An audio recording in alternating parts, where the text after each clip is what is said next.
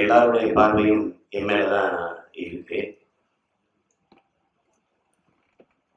என்னுடைய தம்பி பாலா,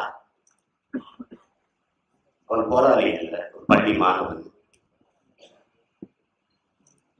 சாதாரண மாணவன் அல்ல, நினைவாற்றல் உள்ள அறிவுத்திறன் மிகுந்த மாணவன். கடைசியாக போர் முள்ளிவாய்க்கலை சுற்றி வளைத்து இருக்கிறது ராணுவம்.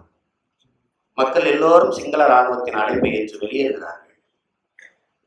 மக்களோடு மக்களாக வெளியேறி சென்ற பிள்ளைதான் பாலா. ராணுவ சோதனை நடக்கிற போது உன் அப்பா யார், உன் அம்மா யார், உன் பெயர் என்ன என்று ஒவ்வொருத்தராக கேட்கிற போது பாலச்சந்திரன் தலைவர் பிரபாகரனின் மகன் என்று தெரிய வருகிறது. சிங்கள ராணுவம் சிறைபிடிக்கிறது. இதுதான் நடந்தது. ஒருபோதும் அவன் போராளியாக இருந்ததில்லை. இயக்கத்தில் 18 வயதுக்கு கீழே எவருக்கும் இடமில்லை. இந்த பாலா சிங்கள ராணுவத்திடம் பிடிபட்ட போது யாருமே காப்பாற்ற முயற்சி செய்திருக்க மாட்டார்களா? செய்திருப்பார்கள், செய்திருப்பாங்க. இவரை பிடித்து வைத்துக் கொண்டு உன் அப்பா எங்கே சொல் என்று மிரட்டியிருப்பாங்க. இப்படி எல்லாம் ஒரு இயக்குனராக அவருக்கு பல கற்பனை சிந்தனைகள் ஓடி இருக்கிறது. அதை திரையில் வடித்திருக்கிறார்.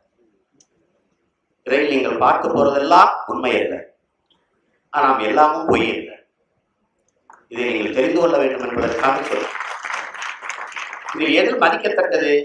ஏதாவது ஒன்று இந்த இனத்துக்காக நாம செய்யணும்னு நினைக்கிறது இருக்கே, அது மிக போற்றத்தக்கது, மதிக்கத்தக்கது.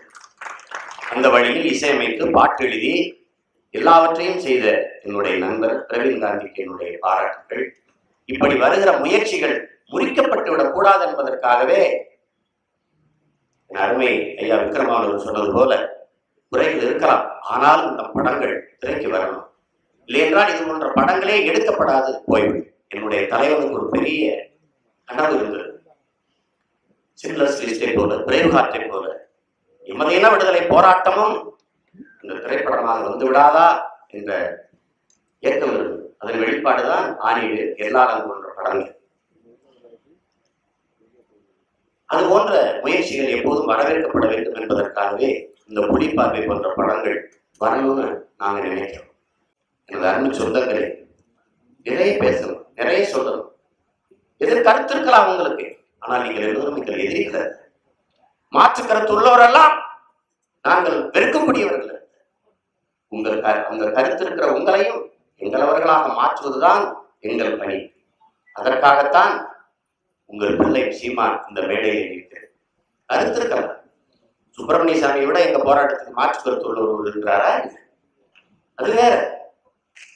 எங்கள் விடுதலை சிங்களர்கள் எதிர்க்கிறத விட தமிழர்கள் அதிகம் எதிர்க்கிறார்கள். அது வேறு.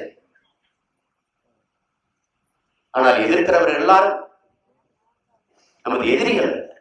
அவர்களை நம்மவர்களாக மாற்றுவது நமது கடமை. அதற்கு பேர் தான் கருத்தியல் புரட்சி. அந்த புரட்சியை தான் உங்கள் பிள்ளைகள் நாங்கள் முன்னெடுக்கிறோம். அதற்கான ஒரு விதையாக இந்த படம் இருக்கும் என்று நான் நம்புகிறேன்.